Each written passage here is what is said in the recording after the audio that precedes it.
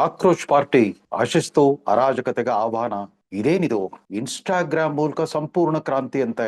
1975ರಲ್ಲಿ ನಾವೆಲ್ಲ ವಿಶ್ವವಿದ್ಯಾಲಯದಲ್ಲಿ ಸಂಶೋಧನಾ ವಿದ್ಯಾರ್ಥಿ ಆಗಿದ್ದಾಗ ಆವತ್ತು ಸರ್ವೋದಯ ನಾಯಕ ಜಯಪ್ರಕಾಶ್ ನಾರಾಯಣ್, ಲೋಕನಾಯಕ್ ಜಯಪ್ರಕಾಶ್ ನಾರಾಯಣ್ ಅವರು ಇದೇ ರೀತಿ ವಿಶ್ವವಿದ್ಯಾಲಯದ ವಿದ್ಯಾರ್ಥಿಗಳಿಗೆ ನವನಿರ್ಮಾಣ ಕ್ರಾಂತಿಗೆ ಕರೆ ಕೊಟ್ಟಿದ್ರು.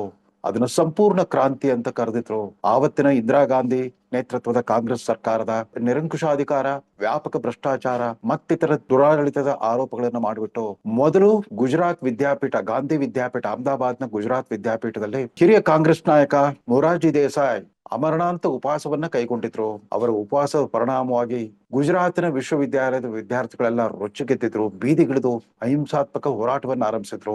ಆ ಹೋರಾಟಕ್ಕೆ ರಾಷ್ಟ್ರೀಯ ವ್ಯಾಪ್ತಿಯನ್ನ ನಿರ್ಮಿಸಿದವರು ಜಯಪ್ರಕಾಶ್ ನಾರಾಯಣ್ ಅವರು. ದೆಹಲಿಯ ರಾಮ್ಲೀಲಾ ಮೈದಾನದಲ್ಲಿ ಜೂನ್ 24, 1975ರಂದು ಒಂದು ಸಾರ್ವಜನಿಕ ರ್ಯಾಲಿಯಲ್ಲಿ ಭಾಷಣ ಮಾಡ್ತಾ ಈ ಅನೈತಿಕ ಸರ್ಕಾರದ ಆದೇಶವನ್ನ ಪಾಲಿಸಕೂಡದು, ಪೊಲೀಸರು ಮತ್ತು ಸೇನಾಪಡೆಗಳು ಅಷ್ಟೇ ಸಂವಿಧಾನ ವಿರೋಧಿ ಸರ್ಕಾರದ ಆದೇಶಗಳನ್ನ ಪಾಲಿಸಬಾರದು ಅಂತ ಆ ಅರ್ಥ ಬರೋ ಒಂದು ಪ್ರಚಂಡ ಭಾಷಣವನ್ನ ಮಾಡಿದ್ರು. ಇಡೀ ರಾಷ್ಟ್ರಾದ್ಯಂತ ರೋಮಾಂಚನ ಉಂಟು ಮಾಡಿತ್ತು.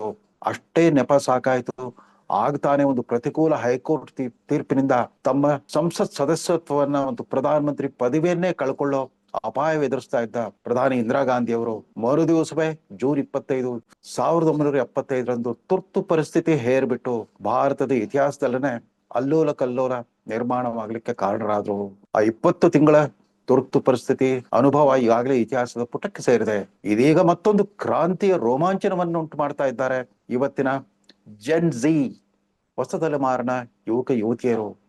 ಅದ್ಯಾರು ಅಭಿಜಿತ್ ದೀಪ್ಕೆ ಅನ್ನೋ ಒಬ್ಬ ಮಾಜಿ ಆಮ್ ಆದ್ಮಿ ಪಕ್ಷದ ಸೋಷಿಯಲ್ ಮೀಡಿಯಾ ನಿರ್ವಾಹಕ. ಆತ ಈಗೇನೋ ಅಮೆರಿಕದ ಬಾಸ್ಟನ್ ವಿಶ್ವವಿದ್ಯಾಲಯದಲ್ಲಿ ಉನ್ನತ ವ್ಯಾಸಂಗ ಮಾಡ್ತಾ ಇದ್ದಾನಂತೆ. ಆತ ಬಾಸ್ಟನ್ ನಲ್ಲಿ ಕುಳಿತುಬಿಟ್ಟು ಈ ಕಾಕ್ರೋಚ್ ಜನತಾ ಪಾರ್ಟಿ ಅನ್ನೋ ಒಂದು ಹೊಸ ಪಕ್ಷವನ್ನ ಹುಟ್ಟಾಕಿದ್ದೇನೆ ಅಂತ ಇನ್ಸ್ಟಾಗ್ರಾಮ್ ನಲ್ಲಿ ಘೋಷಣೆ ಮಾಡ್ತಾನೆ. ಅದಕ್ಕೆ ಸಂಬಂಧಪಟ್ಟ ಎಲ್ಲ ಗ್ರಾಫಿಕ್ಗಳು ಪ್ರಚಾರವಾಗುತ್ತೆ. ಈ ಜರ್ಲೆ ಪಾರ್ಟಿಗೆ ಏಕಾಏಕಿ 1.5 ಕೋಟಿಯಷ್ಟು ಫಾಲೋವರ್ಸ್ ಬಂದ್ಬಿಡ್ತಾರಂತೆ. 48 ಗಂಟೆಗಳಲ್ಲಿ ಇಡೀ ದೇಶಾದ್ಯಂತ 1.5 ಕೋಟಿ ಫಾಲೋವರ್ಸ್ ಅಂದ್ರೆ ಅಖಿಲ ಭಾರತ ಕಾಂಗ್ರೆಸ್ಗಿಂತ ಜಾಸ್ತಿ, ಭಾರತೀಯ ಜನತಾ ಪಕ್ಷಕ್ಕಿಂತ ಜಾಸ್ತಿ ಅಂತೆಲ್ಲ ಕಳೆದ 24 ಗಂಟೆಗಳಿಂದ ಸುದ್ದಿ ವಾಹಿನಿಗಳಲ್ಲಿ ಸಾಕಷ್ಟು ಪ್ರಚಾರ ಸಿಗ್ತಾ ಇದೆ. ಈ ಯುವ ಜನತೆಯ ಈ ಭ್ರಾಮಕ ಹೋರಾಟಕ್ಕೆ ಭಾರಿ ಉತ್ತೇಜನ ಕೂಡ ಸಿಗ್ತಾ ಇದೆ.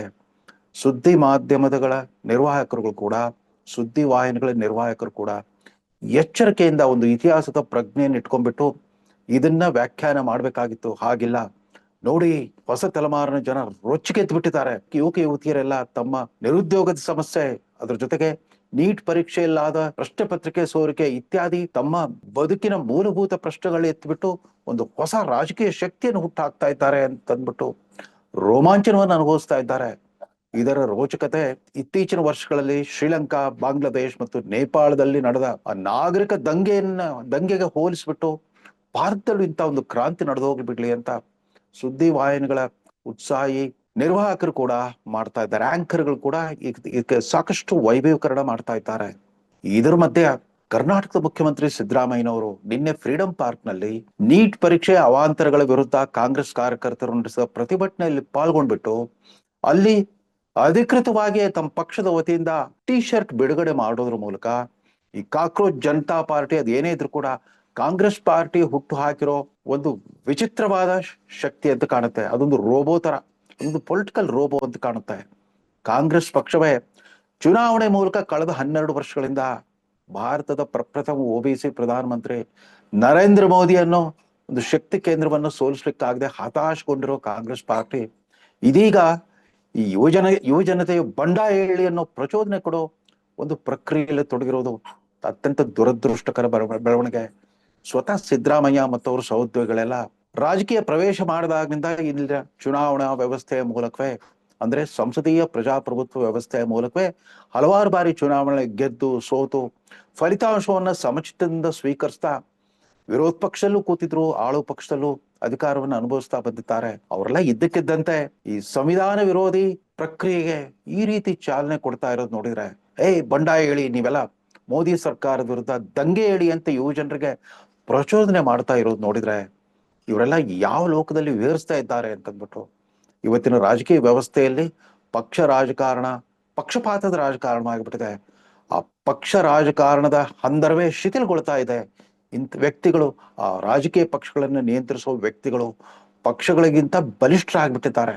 ಇಂಥ ಸಂದರ್ಭದಲ್ಲಿ ಅದೆಲ್ಲೋ ಅಮೆರಿಕ, ನೆನಪಿರ್ಲಿ, ಇವತ್ತಿನ ಅಮೆರಿಕ ಆವತ್ತಿನ ಜಾನ್ ಎಫ್ ಕೆನಡಿಯ ಅಮೆರಿಕ ಅಲ್ಲ. ಅದು ಇವತ್ತು ಪ್ರಜಾಪ್ರಭುತ್ವವಾದಿ ಮಾನವ ಹಕ್ಕುಗಳ ಪ್ರತಿಪಾದಿಸುವ ಅಮೆರಿಕ ಅಲ್ವೇ ಅಲ್ಲ. ಅದು ಶಾಂತಿದೂತ ಅಮೆರಿಕ ಅಲ್ವೇ ಅಲ್ಲ. ಇದು ಡೊನಾಲ್ಡ್ ಟ್ರಂಪ್ ಎರಡನೇ ಅವಧಿಯ ಒಂದು ಭಯಾನಕ ಅಮೆರಿಕ.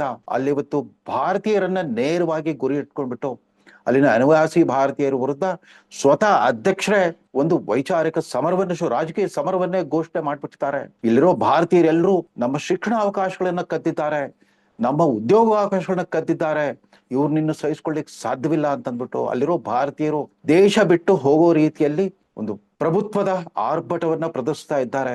ಇಂಥ ಅಮೆರಿಕ ದೇಶ ಅಲ್ಲಿ ಮತ್ತೆ ಈಗ ಜನಾಂಗೀಯ ದ್ವೇಷ ಶುರು ಆಗ್ಬಿಟ್ಟಿದೆ.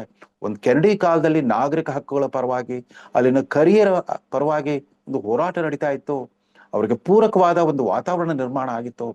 ಆ ಸಮಾನತೆ, ಮಾನವತಾವಾದ, ಜನಾಂಗೀಯ ಸಹಬಾಳ್ವೆ ಮುಂತಾದ ಆದರ್ಶಗಳೆಲ್ಲ ತಿಲಾಂಜಲಿ ಕೊಟ್ಟರು. ಅಮೆರಿಕದ ಬಾಸ್ಟನ್ ನಗರದಲ್ಲಿ ಕೂತ್ಕೊಂಡು ಈ ಹುಯಿಲೆಬ್ಸಿದ್ದಾನೆ, ಕಾಕ್ರೋಚ್ ಜನತಾ ಪಾರ್ಟಿ ಅಂತ ಹುಯಿಲೆಬ್ಸಿರೋ ಆ ಯುವಕ.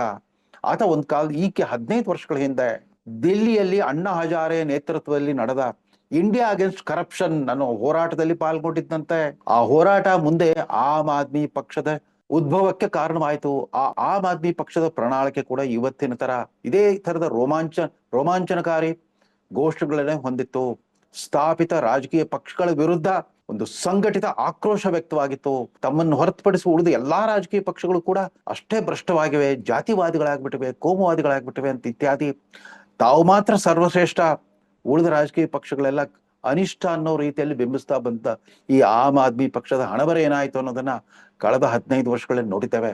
ಅವತ್ತು ಇಂಡಿಯಾ ಅಗೇನ್ಸ್ಟ್ ಕರಪ್ಷನ್ ಅನ್ನೋ ಇದೇ ರೀತಿಯ ಸಂಚಲನ ಉಂಟಾದಾಗ ಆಗ್ಲೂ ಕೂಡ ಈ ಸೋಷಿಯಲ್ ಮೀಡಿಯಾ ಬಳಕೆ, ಸಾಮಾಜಿಕ ಜಾಲತಾಣ ಅನ್ನೋ ಅಡುಗು ತಾಣದಲ್ಲಿ ಕೂತ್ಕೊಂಡ ಈ ಬೃಹಸ್ಪತಿಗಳೆಲ್ಲರೂ ಇದೇ ತರ ಪ್ರಚೋದನಾತ್ಮಕ ಘೋಷಣೆಗಳನ್ನು ಮಾಡಿದ್ರು. ವ್ಯವಸ್ಥೆಯನ್ನ ಬದಲಾಯಿಸ್ಬಿಡ್ತೇವೆ ಅನ್ನೋ ವೀರಾವೇಶ ಪ್ರದರ್ಶನ ಮಾಡಿದ್ರು. ಅದು ನೆನಪಿರ್ಲಿ. ಹಾಗಿದ್ರೆ ಯಾಕೆ ಈ ಅಭಿಜಿತ್ ಅನ್ನೋ ಹುಡುಗ ಆಮ್ ಆದ್ಮಿ ಪಕ್ಷವನ್ನು ಬಿಟ್ಬಿಟ್ಟು ಅಲ್ಲಿ ಬಾಸ್ಟನ್ ನಲ್ಲಿ ಹೋಗಿ ಕೂತ್ಕೊಂಡು ಅಲ್ಲಿಂದ ಈ ಭಾರತದಲ್ಲಿ ನಾಗರಿಕ ದಂಗೆ ಏಳೋ ರೀತಿಯಲ್ಲಿ ಒಂದು ಪ್ರಚೋದನಾತ್ಮಕ ಪಕ್ಷವನ್ನು ಹುಟ್ಟಾಕಿದ್ದಾನೆ? ಅದು ಪಕ್ಷವೂ ಅಲ್ಲ, ಅದೊಂದು ಭ್ರಮೆ. ನೆನಪಿರ್ಲಿ, ಸ್ವಾತಂತ್ರ್ಯ ಸಂಗ್ರಾಮದಲ್ಲಿ ಮನಸ್ಸು ಮಾಡಿದ್ರೆ ಗಾಂಧೀಜಿಯವರು ಈ ರೀತಿ ನಾಗರಿಕ ದಂಗೆಗೆ ಕರೆ ಕೊಡ್ಬೋದಾಗಿತ್ತು, ಸಶಸ್ತ್ರ ಹೋರಾಟಕ್ಕೆ ಕರೆ ಕೊಡ್ಬೇಕಾಗಿತ್ತು. ಪ್ರಜ್ಞಾಪೂರ್ವಕವಾಗಿ ಆವತ್ತಿನ ಬ್ರಿಟಿಷ್ ಸಾಮ್ರಾಜ್ಯಶಾಹಿಯ ತುಳಿತಕ್ಕೊಳಗಾಗಿ ನರಳ್ತಾ ಇದ್ದ ಭಾರತಕ್ಕೆ ಅವರು ಆ ರೀತಿಯ ಕರೆ ಕೊಡೋ ಸ್ಥಿತಿಯಲ್ಲೇ ಇರಲಿಲ್ಲ. ಅವ್ರಿಗೆ ವಾಸ್ತವತೆ ಅರಿವಿತ್ತು. ಬಡವರೇ ಅತಿ ದೊಡ್ಡ ಸಂಖ್ಯೆಯಲ್ಲಿರೋ ಬೃಹತ್ ರಾಷ್ಟ್ರದಲ್ಲಿ ಸಶಸ್ತ್ರ ದಂಗೆ ಅಂತಂದ್ರೆ ಸಾಮಾನ್ಯ ನಾಗರಿಕರು ಪಾಲ್ಗೊಳ್ಳೋದಕ್ಕೆ ಆಗಲ್ಲ. ಹೀಗಾಗಿ ಅವರು ಅಹಿಂಸಾತ್ಮಕ ಸತ್ಯಾಗ್ರಹ ಅನ್ನೋ ಒಂದು ಅಸ್ತ್ರವನ್ನೇ ಬಳಸ್ಬಿಟ್ಟು ಜನಸಾಮಾನ್ಯರು ಎಲ್ಲರೂ ಕೂಡ ಸ್ವಾತಂತ್ರ್ಯ ಸಂಗ್ರಾಮದಲ್ಲಿ ಪಾಲ್ಗೊಳ್ಳೋ ಹಾಗೆ ಮಾಡಿದ್ರು. ಆ ಗಾಂಧೀಜಿಯವರ ಪ್ರಜ್ಞಾಪೂರ್ವಕವಾದ ಅಹಿಂಸಾತ್ಮಕ ಹೋರಾಟದ ಮೂಲಕವೇ ಭಾರತ ಸ್ವಾತಂತ್ರ್ಯ ಬಂದ ಮೇಲೂ ಕೂಡ ಸ್ವತಂತ್ರ, ಸಾರ್ವಭೌಮ, ಪ್ರಜಾಪ್ರಭುತ್ವವಾದಿ ಮತ್ತು ಜಾತ್ಯತೀತ ರಾಷ್ಟ್ರವಾಗಿ ಅರಳುವುದು ಸಾಧ್ಯವಾಯಿತು. ನೆರೆ ರಾಷ್ಟ್ರಗಳಲ್ಲಿ ಹಾಗಾಗ್ಲೇ ಇಲ್ಲ. ಆಗಾಗ್ಗೆ ನಾಗರಿಕ ದಂಗೆಗಳು, ಮಿಲಿಟರಿ ದಂಗೆಗಳು ಇತ್ಯಾದಿ ನಡೆದ್ಬಿಟ್ಟು ಪ್ರಜಾತಂತ್ರದ ಹಂದರವೇ ಅಲ್ಲಿ ಅಸ್ಥಿರಗೊಂಡು ಬಿಟ್ಟಿದೆ. ಅಂತ ಸ್ಥಿತಿಯಲ್ಲಿ ಬರ್ಬೇಕಾ? ನೆನಪಿರ್ಲಿ, ಇವತ್ತು ರೋಮಾಂಚನಗೊಂಡು ಹಾರಾಡ್ತಿರೋ ಯುವತಿಯರೆಲ್ಲ ಗಮನಿಸ್ಬೇಕು, ಕಳೆದ 80 ವರ್ಷಗಳಲ್ಲಿ ಸಾಕಷ್ಟು ಬದಲಾವಣೆ ಆಗಿದೆ. ಪ್ರಜಾಪ್ರಭುತ್ವದ ಹಾದಿ ತುಂಬಾ ಕಷ್ಟದ ಹಾದಿ. ಇಲ್ಲಿ ಮಂತ್ರಿಸಿದ್ರೆ ಮಾವಿನಕಾಯಿ ಉದುರಲ್ಲ, ರಾತ್ರೋರಾತ್ರಿ ಬದಲಾವಣೆಗಳು ಬಂದ್ ಬಿಡಲ್ಲ. ನೀವು ಧ್ವನಿ ಎತ್ತಿ ಸಂಘಟಿತ ಹೋರಾಟ ಮಾಡಿ. ಆದ್ರೆ ಯಾವುದೇ ಕಾರಣಕ್ಕೂ ನಮ್ಮ ಸಂವಿಧಾನಾತ್ಮಕ ಪ್ರಜಾಸತ್ತಾತ್ಮಕ ವ್ಯವಸ್ಥೆಯನ್ನ ಧ್ವಂಸಗೊಳಿಸ್ಬಿಟ್ಟು ನಾವೇನೋ ಮಾಡ್ತೀವಿ ಅನ್ನೋ ಭ್ರಮೆಯಲ್ಲಿ ಇರಬೇಡಿ. ಇದೇ ರೀತಿ ಎಡಪಂಥೀಯ ಸಿದ್ಧಾಂತ, ಕಮ್ಯುನಿಸ್ಟ್ ಸಿದ್ಧಾಂತವನ್ನು ನೆಚ್ಕೊಂಡ್ಬಿಟ್ಟು ಈಗ 60 ವರ್ಷಗಳ ಹಿಂದೆ ನಕ್ಸಲ್ಬಾರಿ ಹೋರಾಟದಲ್ಲಿ ತೊಡಗಿಸ್ಕೊಂಡ್ರು ಸಹಸ್ರಾರು ಜನ ಮುಗ್ಧ ಯುವಕ ಯುವತಿಯರು. ಅವರೆಲ್ಲ ತುಂಬಾ ಉತ್ತೇಜಿತರಾಗಿದ್ರು ಆ ಸಿದ್ಧಾಂತದಿಂದ. ಅದಕ್ಕೆ ಮಾರ್ಗದರ್ಶನ ನೀಡಿದ ನಾಯಕರುಗಳೆಲ್ಲ ಬುದ್ಧಿಜೀವಿಗಳೇ ಆಗಿದ್ರು. ಅವರೆಲ್ಲರೂ ಕೂಡ ತತ್ವಾದರ್ಶಗಳನ್ನು ನಂಬಿಕೊಂಡೇ ಸಾರ್ವಜನಿಕ ಬದುಕಲಿದ್ದವರು. ಇದ್ದಕ್ಕಿದ್ದಂತೆ ಪ್ರಜಾಪ್ರಭುತ್ವದಲ್ಲಿ ನಂಬಿಕೆ ಹೊರಟು ಹೋಗೋ ರೀತಿಯಲ್ಲಿ ಯುವ ಜನರನ್ನ ಪ್ರಚೋದಿಸ್ತಾ ಬಂದ್ರು. ಇವತ್ತಿನ ಈ ಅಸಮಾನ ವ್ಯವಸ್ಥೆಯನ್ನ ಬದಲಾಯಿಸ್ಲಿಕ್ಕೆ ಸಶಸ್ತ್ರ ಹೋರಾಟವೇ ಮುಖ್ಯ ಅಂತ ಹೇಳಿದಾಗ, ಅನಿವಾರ್ಯ ಅಂತ ಅವರೆಲ್ಲ ಒಂಥರ ಬ್ರೇನ್ ವಾಶ್ ಮಾಡಿದ್ರು ಆವತ್ತಿನ ಯುವಕರನ್ನ. ಕಂಡವ್ರ ಮಕ್ಕಳೆಲ್ಲ ಕಾಡು ಪಾಲಾಗ್ಬಿಟ್ರು. ಬಹುಪಾಲು ಬುಡಕಟ್ಟು ಜನಾಂಗದವರು, ತಳ ಸಮುದಾಯದ ಯುವಕ ಯುವತಿಯರೇ ತಮ್ಮ ಅರಳುವ ವಯಸ್ಸಿನ ಸಂದರ್ಭದಲ್ಲಿ ಕಾಡು ಪಾಲಾಗ್ಬಿಟ್ರು. ವಿದ್ಯಾಭ್ಯಾಸ, ಉದ್ಯೋಗ ಅವಕಾಶಗಳ ಬಗ್ಗೆ ತಲೆ ಕೆಡಿಸ್ಕೊಳ್ದೆ ಶಸ್ತ್ರ ಹಿಡ್ಕೊಂಡು ಕಾಡು ಪಾಲಾದ್ಮೇಲೆ ಮುಂದೆ ಏನಾಯ್ತು? ಇವ್ರಿಗೆಲ್ಲ ಈ ರೀತಿ ಉತ್ತೇಜನ ಕೊಟ್ಟ ಕಮ್ಯುನಿಸ್ಟ್ ಪಾರ್ಟಿ ನಾಯಕರುಗಳೆಲ್ಲ ಪ್ರಜಾಪ್ರಭುತ್ವ ವ್ಯವಸ್ಥೆಯನ್ನೇ ಬಳಸ್ಕೊಂಡ್ಬಿಟ್ಟು ಸುಮಾರು 35 ವರ್ಷಗಳ ಕಾಲ ಪಶ್ಚಿಮ ಬಂಗಾಳದಲ್ಲಿ ಅಧಿಕಾರವನ್ನು ಅನುಭವಿಸಿದ್ರು. ಕೇರಳದಲ್ಲಿ ಒಂದು 25 ವರ್ಷ ಅಧಿಕಾರವನ್ನು ಅನುಭವಿಸ್ತಾ ಬಂದ್ರು. ತೀರಾ ಇತ್ತೀಚಿನವರೆಗೂ ಕೂಡ ಕೇರಳದಲ್ಲಿ ಕಮ್ಯುನಿಸ್ಟ್ ಸರ್ಕಾರ ಇತ್ತು. ಒಂದ್ ಕಡೆ ಹೋರಾಟದ ರಾಜಕಾರಣ, ಮತ್ತೊಂದ್ ಕಡೆ ಅಧಿಕಾರದ ರಾಜಕಾರಣ, ಚುನಾವಣಾ ರಾಜಕಾರಣ.